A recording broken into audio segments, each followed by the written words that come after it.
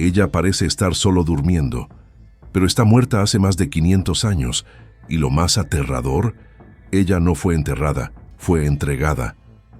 Esta joven inca, encontrada en la cima de un volcán a más de 6.700 metros de altitud, está tan bien preservada que sus rasgos parecen vivos. Pero la verdad detrás de esta momia, conocida como la doncella, revela un ritual antiguo que chocará hasta a los más escépticos. Ella fue elegida para un sacrificio sagrado, pero ¿por qué nadie intentó salvarla? ¿Qué sucedió realmente con esta adolescente en el momento de la muerte? Prepárese para descubrir una historia que mezcla fe, poder y uno de los rituales más controvertidos de la historia de la humanidad. ¿Y lo más perturbador? Los exámenes forenses modernos revelaron algo que nadie esperaba. Ella puede haber sido asesinada con un simple pedazo de tela. A partir de ahora, todo lo que usted cree sobre los incas, sobre sacrificios humanos e incluso sobre el concepto de muerte, será puesto a prueba. Mire hasta el final, porque lo que revelamos en los últimos minutos cambia todo. El Museo de Arqueología de Alta Montaña, en Argentina, cuenta con una estructura avanzada, incluyendo un laboratorio moderno de criopreservación. Esta instalación fue creada hace cerca de 10 años para albergar uno de los descubrimientos más extraordinarios jamás registrados. Se trata de una momia única, la primera de este tipo encontrada en las Américas, que dejó a los científicos completamente intrigados y perplejos. Una joven que aparenta estar solo durmiendo, pero que permanece en este estado hace siglos, congelada de manera impresionante en el tiempo. La momia fue encontrada en las montañas indígenas de América del Sur, durante una expedición solitaria en un ambiente extremo. En la cima cubierta de nieve del volcán activo más alto del mundo, el monte Llullaillaco. Era el año de 1999 y una excavación arqueológica a altísima altitud estaba en marcha. La misión era liderada por el explorador y antropólogo Dr. Jan Reinhardt. En determinado momento, alguien gritó, «¡Mamá!». Ellos habían localizado la tumba más elevada jamás encontrada en aquella montaña, a cerca de 6.700 metros sobre el nivel del mar. Cuando la joven fue retirada de la tierra, estaba completamente envuelta en telas. Ninguna parte de su cuerpo podía ser vista. Aún así, las telas llamaron la atención inmediatamente, pues eran excepcionales y estaban increíblemente bien preservadas. La mayor sorpresa vino cuando comenzaron a remover los vendajes. Al revelar el cuerpo de la chica, el clima cambió completamente. Era necesario conversar en voz baja, actuar con extremo cuidado. Había una sensación extraña en el aire. En cierto punto, parecía que todos tenían miedo de despertarla. Tal era la apariencia de vida que ella conservaba. Nada, sin embargo, se comparó al momento en que sus manos fueron descubiertas. Fue, sin duda, una de las experiencias más impactantes de toda la vida de los investigadores, pues aquellas manos estaban perfectas. Quedó claro que aquella debería ser, si no la más bien preservada, una de las momias más intactas jamás encontradas en el mundo. No se conoce otra en condiciones superiores. Alrededor de ella había una colección impresionante de artefactos, cerámicas, pequeñas estatuillas y tejidos elaborados. Todo parecía completamente intacto. Estaba impecablemente conservado. Ninguna pluma dañada, ningún color desvanecido. Un verdadero sueño para cualquier arqueólogo. Alguien dedicó gran esfuerzo para enterrar a esta joven en un lugar absolutamente extraordinario. Ahora, un equipo de expertos se prepara para analizar estos objetos, estudiar el cuerpo e intentar desvelar los misterios que envuelven a esta momia. La primera gran pregunta es, ¿cuándo murió? Los ítems encontrados en su tumba revelan algo sorprendente. A pesar de parecer nuevos, los arqueólogos dataron estos objetos con más de 500 años de antigüedad. Son vestigios de una civilización legendaria, los incas. Las estatuillas, las cerámicas y todos los elementos que la acompañaban eran claramente originarios del Imperio Inca. Esta joven representa una conexión humana directa con el gran imperio que dominó América del Sur en el siglo XV. Conocidos por construcciones monumentales como Machu Picchu, los incas permanecen rodeados de misterios. Diezmados durante la conquista española, ellos no dejaron registros escritos de su lengua. Por eso, esta niña se convierte en una fuente rara y extremadamente valiosa de conocimiento sobre una civilización perdida. Actualmente, ella es preservada bajo los cuidados atentos de Gabriela Recogno Browning. Para ella, la joven no es solo un objeto científico, es una persona, una joven mujer por quien ella siente cariño. Gabriela cree que una de sus misiones en la vida es protegerla y cuidar de ella. Conocida cariñosamente como la doncella, esta momia atrae visitantes de todas partes del mundo. Sin embargo, muchos no están preparados para el impacto emocional del encuentro. Cuando las personas ven a la joven, algunas quedan profundamente conmovidas. Llanto y tristeza son comunes, pues es difícil comprender la muerte de alguien tan joven, de una niña. Una chica inca, enterrada hace más de 5 siglos en la cima de un volcán. Su cuerpo causa extrañeza. Sentada y levemente inclinada, parece haberse dormido hasta la muerte. Pero para comprender realmente lo que sucedió, los investigadores necesitan examinarla con aún más atención. Hoy, ella será retirada de su cápsula. Será vista de cerca, cara a cara. Es extremadamente raro que los curadores abran esta cámara especial de criopreservación, diseñada para mantenerla congelada a una temperatura constante de aproximadamente menos 20 grados Celsius. A partir del momento en que ella es retirada, cada segundo se vuelve crucial. El equipo actúa rápidamente. Su estado es tan delicado que una autopsia está fuera de discusión. Sin embargo, una tomografía computarizada puede proporcionar informaciones esenciales por medio de un análisis forense detallado. Ella está dejando el museo por primera vez, pues será sometida a este examen. Nadie sabe exactamente lo que las imágenes revelarán. La momia es transportada durante la noche, cuando las temperaturas son más bajas. Al llegar al hospital local, ella se convierte en la paciente ambulatoria más antigua de la historia en pasar por una tomografía computarizada.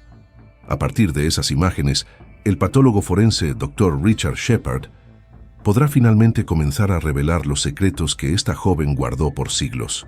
Una de las cuestiones centrales que los investigadores necesitan responder es: ¿cuál era la edad de esta joven?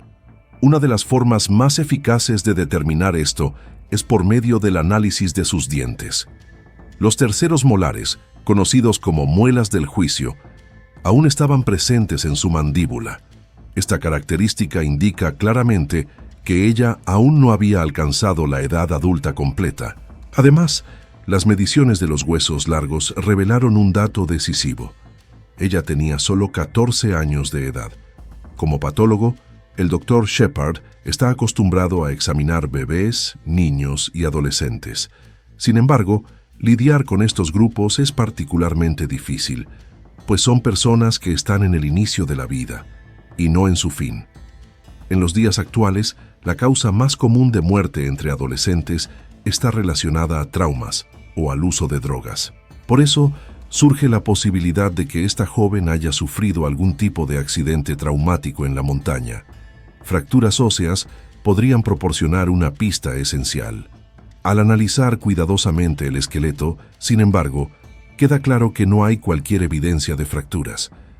Nada indica que ella haya sufrido lesiones significativas o algún trauma que pudiese explicar su muerte. En casos envueltos en misterio, comprender cómo el cuerpo fue encontrado y el lugar donde fue descubierto es fundamental.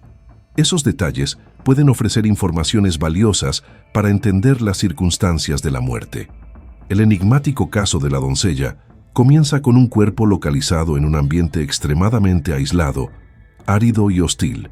Actualmente, el monte Yuyayaco está a cerca de 10 horas en coche de la ciudad más cercana. Se trata de un lugar tan remoto que el hombre moderno ni siquiera intentó escalarlo hasta hace aproximadamente 60 años atrás.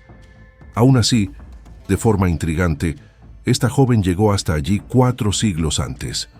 Cuando hablamos del siglo XV, nos estamos refiriendo a un período anterior a la llegada de Colón a las Américas. En aquella época, alcanzar altitudes superiores a 22.000 pies era algo que simplemente sobrepasaba la capacidad de comprensión humana. Eso levanta una pregunta inevitable. ¿Quién era esta chica y por qué estaba allí? La propia montaña puede contener la respuesta. Congelada en el tiempo por cerca de 500 años, esta niña es considerada la momia más bien preservada jamás encontrada en el mundo. El secreto de esta preservación extraordinaria está directamente ligado al lugar donde ella fue sepultada. Enterrada en la tumba más alta de la Tierra, en la cima de un volcán remoto, el proceso de congelamiento desempeñó un papel crucial. El frío extremo es altamente eficaz en la conservación de cuerpos. Además, grandes altitudes presentan niveles reducidos de oxígeno, lo que también contribuye significativamente a la preservación de los tejidos. Aún así, permanece la pregunta esencial: ¿qué estaba haciendo una adolescente en la cima de un volcán? El patólogo forense moderno, Dr. Richard Shepard, ya investigó cientos de muertes sospechosas. Su primer objetivo es siempre determinar cómo el cuerpo llegó al lugar donde fue encontrado. Por experiencia propia, él sabe que mover un cuerpo humano es extremadamente difícil. No se trata de algo simple de transportar.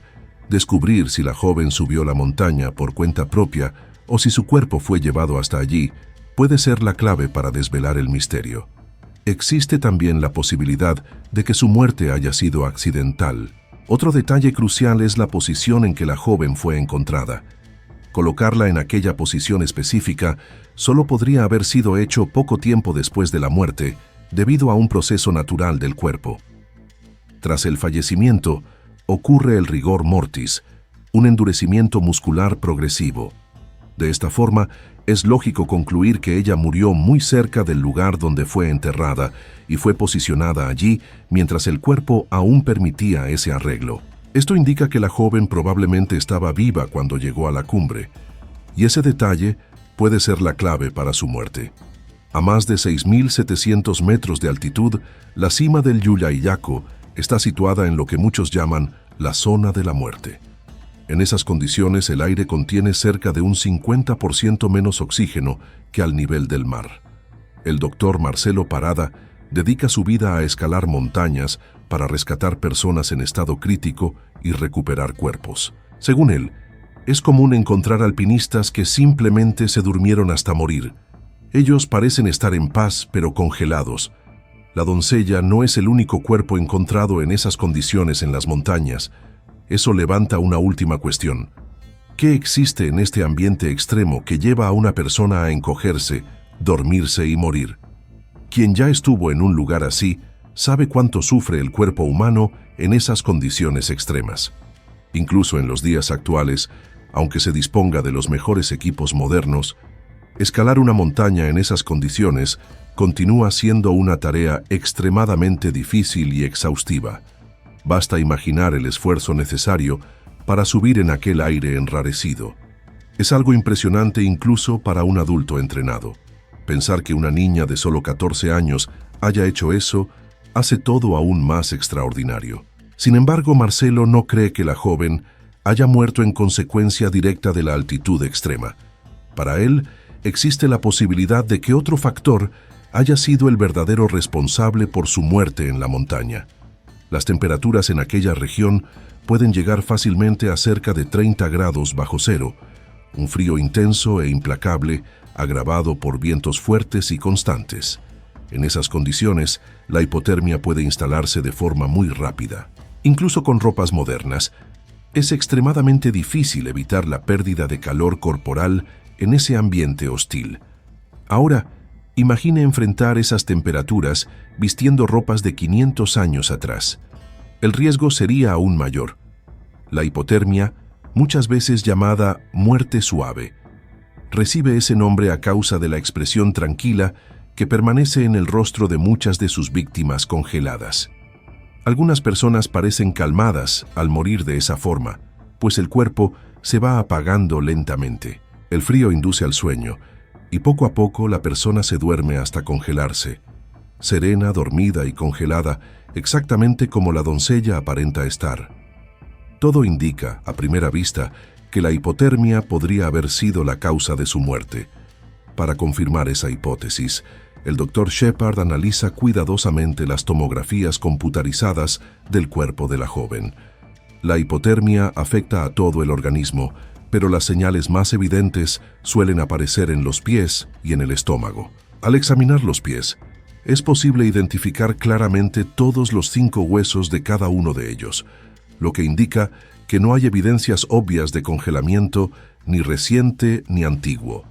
Al observar el estómago, el patólogo busca alteraciones típicas de la hipotermia, como pequeñas úlceras superficiales en el revestimiento interno del órgano.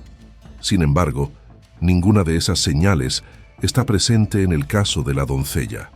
Ante esto, el doctor Shepard concluye que no hay elementos que indiquen que ella haya muerto de hipotermia. No obstante, algo diferente en su estómago llama su atención. Él queda sorprendido al constatar que aún había alimento en su estómago y heces en su intestino. Eso indica que ella estaba comiendo y bebiendo hasta cerca de 2 horas antes de morir. Este descubrimiento sugiere fuertemente una muerte súbita y no un proceso lento o natural. Surge entonces una pregunta inquietante.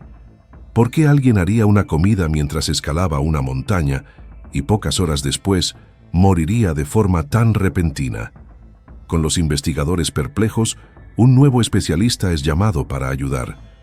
Él utiliza un método poco convencional para extraer informaciones de momias. Cuando el cabello está bien preservado, se convierte en una verdadera cápsula del tiempo, congelando informaciones preciosas a lo largo de los años. El bioarqueólogo Dr. Andrew Wilson cree que puede desvelar el misterio analizando los componentes químicos presentes en el cabello de la joven. Esos elementos permiten establecer una especie de línea del tiempo, capaz de reconstruir los últimos meses o hasta años de su vida. Para ello, retira cuidadosamente una muestra del cabello de la cabeza de la momia para análisis. El estudio químico del cabello puede revelar detalles impresionantes sobre la salud de la joven, sus hábitos, su comportamiento e incluso su alimentación. Los resultados no tardan en surgir. El Dr. Wilson identifica un cambio significativo en la dieta de la niña cerca de 3 meses antes de su muerte. Ella pasó a consumir alimentos de fácil conservación, como maíz y carne de llama deshidratada. Este descubrimiento es una pista crucial. El cabello contiene vestigios de esos 2 alimentos, que eran ítems esenciales para viajeros del antiguo imperio inca. Los arqueólogos ya identificaron una vasta red de caminos y senderos que se extendía por todo el territorio inca.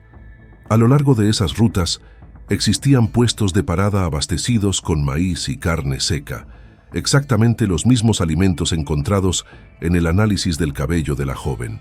Las marcas químicas presentes en sus hebras indican claramente que ella estaba en una jornada, un largo viaje en dirección a las montañas durante sus últimos meses de vida. Si el Dr. Wilson está en lo correcto, esta joven de 14 años recorrió una distancia considerable antes de morir. Pero ¿por qué ella haría un viaje tan largo hasta un pico tan remoto? Para el antropólogo Jan Reinhardt, la respuesta está en el papel especial que las montañas siempre tuvieron en la cultura andina. Las montañas son consideradas sagradas en los Andes, pues de ellas nacen los ríos que alimentan a las comunidades. Ellas también parecen controlar el clima, ya que las nubes frecuentemente se acumulan a su alrededor. El culto a las montañas permanece extremadamente activo hasta hoy en comunidades tradicionales esparcidas por toda la región andina. La Madre Tierra es reverenciada, pues de ella vienen los recursos que sustentan la vida. Puma, una chamán moderna, relata que escala montañas para hacer ofrendas desde los 6 años de edad. Por eso, para ella, no es nada extraño que una antigua joven inca haya sido encontrada en un lugar tan elevado y sagrado como aquel. Durante miles de años, pueblos antiguos realizaron ofrendas utilizando semillas y carbón. Para los incas, las montañas eran espacios sagrados, destinos de peregrinación donde se rendían homenajes a los dioses. Según Jan, el volcán Llullayaco, por ser el más alto de la región, poseía un significado especial. Se creía que el Llullayaco controlaba la fertilidad de las plantaciones y también la fertilidad del ganado. los incas buscaban aproximarse al reino de los dioses, y por eso realizaban esta impresionante peregrinación hasta el Llullayaco. Todo indica que la joven llegó hasta allí por motivos religiosos. En la cosmovisión andina, los volcanes representaban el vientre de la madre tierra, mientras que las niñas simbolizaban la esencia femenina de esa fuerza creadora. Es por eso que jóvenes eran llevadas hasta esos lugares sagrados. Pero si la doncella estaba participando en una peregrinación religiosa, ¿por qué nunca regresó? Sin cualquier evidencia de trauma físico o hipotermia, los investigadores pasaron a examinar su cuerpo con aún más atención en busca de nuevas pistas. Al observar el rostro de la joven, se nota un volumen inusual en su mejilla. Parece que hay algo dentro de su boca. Al analizar las imágenes internas por medio de radiografías y tomografías, los especialistas identifican la presencia de un objeto atorado entre los dientes del lado izquierdo y la mejilla. Surge entonces una pregunta inquietante. ¿Será que algo fue colocado en su boca y acabó causando su muerte? ¿Y de qué estaría hecho ese material? Esas observaciones levantan serias sospechas sobre las circunstancias de la muerte de la joven, ocurrida hace cerca de 500 años. Esta niña realizó una larga peregrinación hasta un volcán sagrado. A pesar de su poca edad, ella escaló hasta una altitud extraordinaria. Sin embargo, al alcanzar la cima, todo indica que ella se encogió y murió allí mismo. En este punto de la investigación, la muerte de la joven permanece un gran misterio. Cuando se analiza el fallecimiento de una adolescente, no hay indicios de ninguna enfermedad natural. También no hay cualquier evidencia de que ella haya sufrido algún tipo de trauma físico. Sin conseguir explicar la causa de la muerte, el doctor Shepard decide ir más allá del análisis tradicional, exactamente como haría en un caso moderno, involucrando a un adolescente. El próximo paso lógico es investigar la presencia de sustancias químicas en el organismo. Naturalmente, él solicita que muestras sean enviadas a un laboratorio de toxicología. Puede parecer extraño buscar drogas en el cuerpo de una joven que vivió hace siglos, pero el doctor Andrew Wilson realiza exactamente ese tipo de análisis, y los resultados son sorprendentes. Fue detectada la presencia de cocaína, o más precisamente de sus compuestos químicos, en el cabello de la joven. Encontrar cocaína en el cuerpo de una adolescente de siglos atrás es algo inesperado. Considerando su poca edad, su masa corporal y su fisiología, los niveles detectados son extremadamente elevados. Además, los exámenes indican un aumento significativo de esa sustancia en los últimos 12 meses de su vida. A primera vista, este descubrimiento parece impactante. Sin embargo, según Andrew, no se trata de la cocaína como la conocemos hoy, asociada a las connotaciones modernas. Esos compuestos son derivados directamente de las hojas de coca. La droga refinada, conocida actualmente como cocaína, solo surgió cerca de 400 años después de la muerte de la doncella. La hoja de coca es una planta nativa de los Andes, cultivada y consumida en rituales hace miles de años. Ella también era utilizada para fines medicinales y continúa siendo usada hasta los días actuales. Para muchas comunidades andinas, la coca es alimento, remedio e incluso un oráculo espiritual. Muchas personas la mastican como estimulante para soportar largos viajes y aliviar los efectos del mal de altura. Una señal clásica de ese hábito es justamente una protuberancia en la mejilla, exactamente como la observada en el rostro de la doncella. Todo indica que el objeto misterioso en su boca era un bolo de hojas de coca mascadas.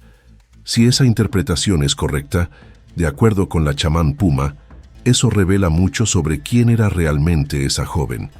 En aquella época, no todos tenían permiso para mascar hojas de coca.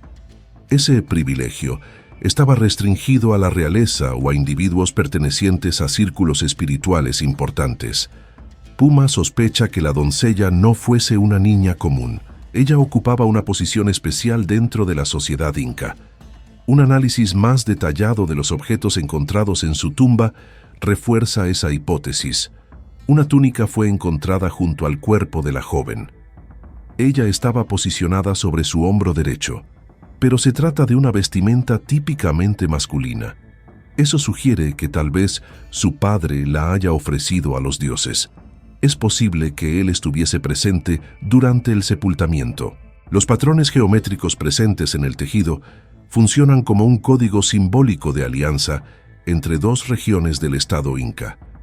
Eso puede indicar que su padre era un curaca, un gobernador local, o alguien directamente ligado al emperador. Se trata de una pista tentadora que conecta a la joven a la nobleza inca, posiblemente hasta a la propia familia imperial.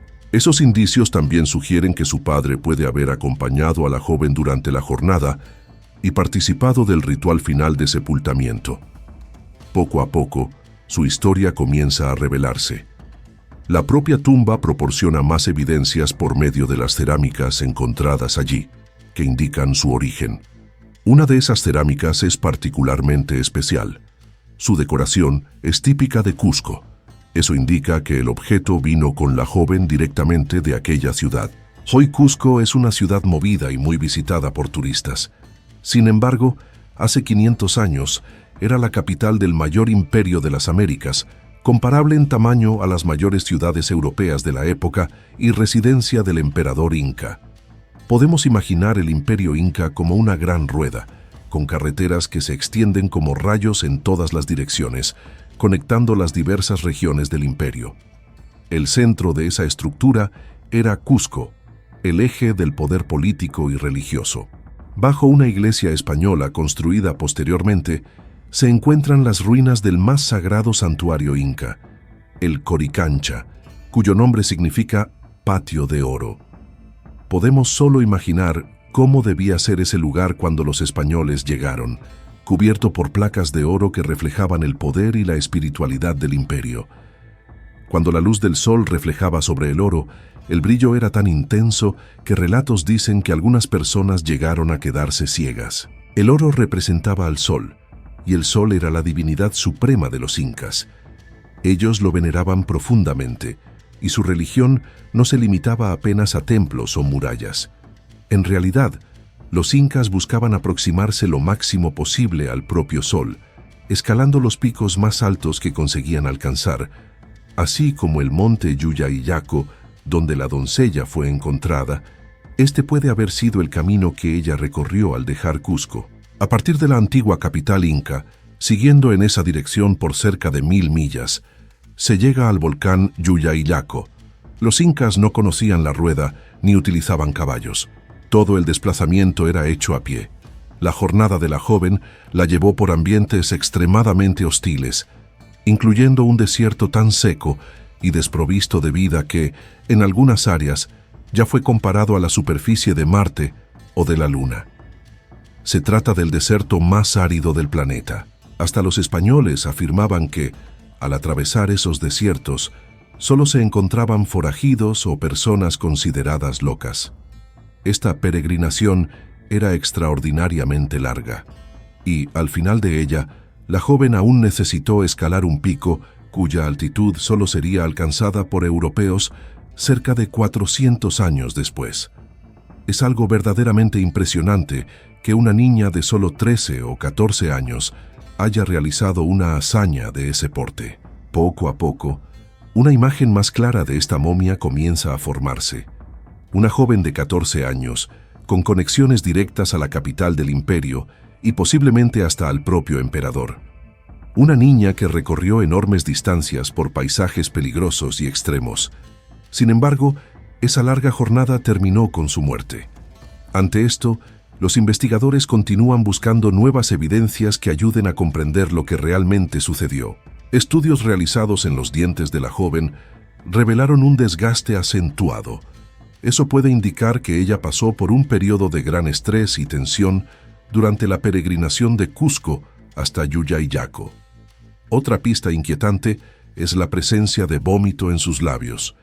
Se sabe que la joven vomitó pocos minutos antes de morir. Algunas teorías sugieren que el vómito puede ser una señal de miedo extremo o estrés intenso. ¿Será que la joven estaba asustada en la cima de la montaña? Y si estaba, ¿de qué exactamente tenía miedo? ¿O de quién? Los investigadores siguen reuniendo las piezas del rompecabezas de la vida de esta momia inca de 500 años. La cerámica encontrada la conecta directamente a la capital del imperio, Cusco. La túnica sugiere que ella era hija de un jefe local.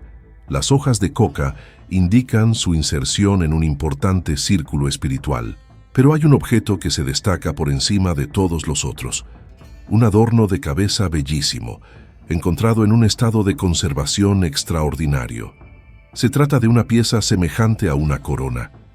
Ella transmite la sensación de realeza. Para los incas, las plumas tenían un valor aún mayor que el oro.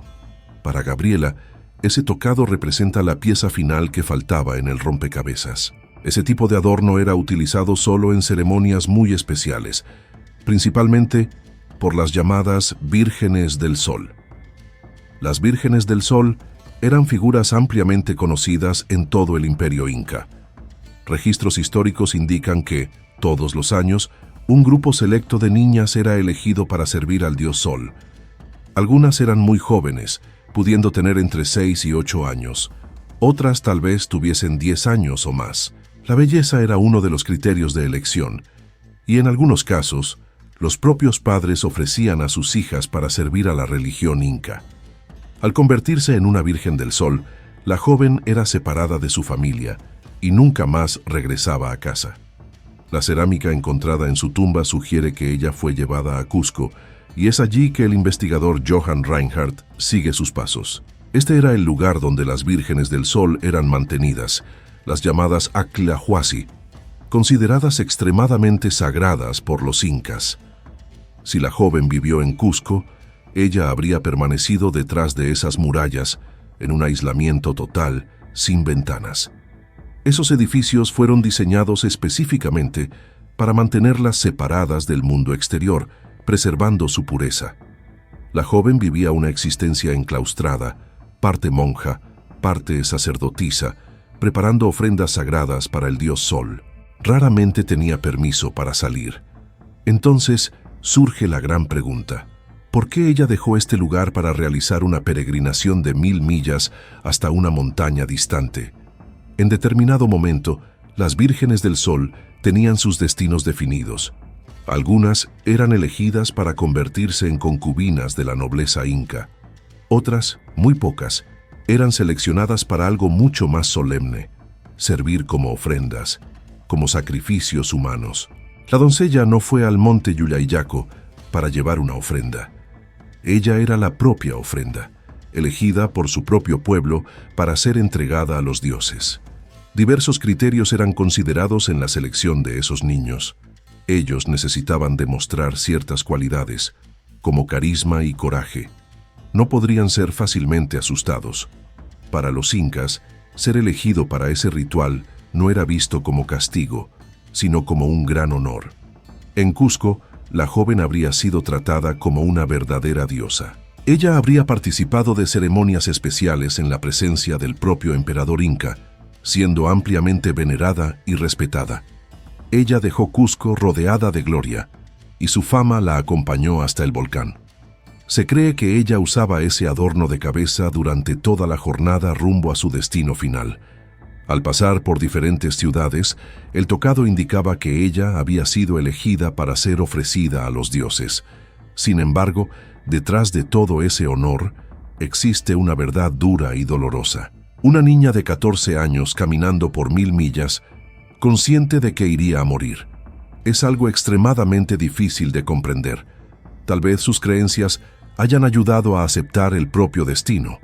Pero para nosotros hoy, en este siglo, es casi imposible imaginar una situación como esa. En la lengua quechua no existe la palabra sacrificio. El término correcto es ofrenda. Para los incas, por lo tanto, no se trataba de sacrificios humanos, sino de un regalo sagrado entregado a los dioses. Existían sí ofrendas humanas. El principio era simple y profundo. Esta vida, esta madre tierra, Dios creó todo para el ser humano. Ante esto, ¿qué se podría ofrecer en retribución? Solo la propia vida. Esa era la mayor forma de gratitud. La cuestión que permanece es, ¿cómo esta joven perdió la vida? ¿Habría sido un ritual violento o una despedida tranquila? No fueron encontrados signos evidentes de violencia en el cuerpo de la joven. Por eso, en la búsqueda por respuestas, los investigadores pasaron a analizar otras momias, otras ofrendas humanas encontradas en las montañas andinas. Algunas de ellas tuvieron destinos claramente brutales. Hace cerca de 500 años, la vida de esta joven inca llegó al fin en un ritual envuelto en misterio. Ella fue llevada hasta la cima de un volcán y ofrecida a los dioses. Y no estaba sola en ese destino. A lo largo del último siglo, más de 35 ofrendas humanas incas fueron descubiertas en picos andinos. El doctor Jan Reinhardt fue responsable por el descubrimiento de 18 de ellas. Todas eran niños. Según él, una de las mayores dificultades para los occidentales es comprender el hecho de que esas víctimas eran niños, y desde el punto de vista inca, necesitaban ser niños. El motivo era la pureza. Por ser puros, se creía que las divinidades los aceptarían con más facilidad. Para los incas, ese acto no era visto simplemente como la muerte o el asesinato de un niño, sino como una forma de inmortalización. Pero ¿cómo esos rituales de inmortalización eran realizados? Crónicas históricas relatan que el uso de la violencia era común en muchos sacrificios. Una joven de solo 7 años fue encontrada en un volcán al sur del monte Yuyayaco. Algunas personas afirman que su expresión facial revela dolor intenso. Su boca quedó abierta en un grito silencioso. Ella presentaba una lesión clara en la espalda, una herida evidente que indicaba su causa de muerte. Ella había sido perforada por una lanza. Sin embargo, las tomografías de la doncella no revelan heridas de ese tipo. Ella murió con una expresión serena en el rostro. Entonces, ¿qué sucedió realmente con ella en la montaña? Utilizando las evidencias encontradas en su tumba y con el auxilio de crónicas escritas tras la caída del Imperio Inca, los investigadores reconstruyeron paso a paso sus momentos finales. Una posibilidad plausible es que el ritual haya sido cuidadosamente cronometrado para ocurrir en la mañana siguiente al solsticio de diciembre, el día 21, al primer amanecer. Los sacerdotes probablemente quemaron incienso y realizaron ofrendas. Se creía que el alma, antes de dejar el cuerpo, atravesaba el lago de la vida y necesitaba fuerza y vitalidad. Por eso, eran realizadas ceremonias para fortalecerla, utilizando plantas sagradas, hojas de coca y chicha. La chicha era una bebida fermentada de maíz ofrecida a las víctimas antes de la muerte.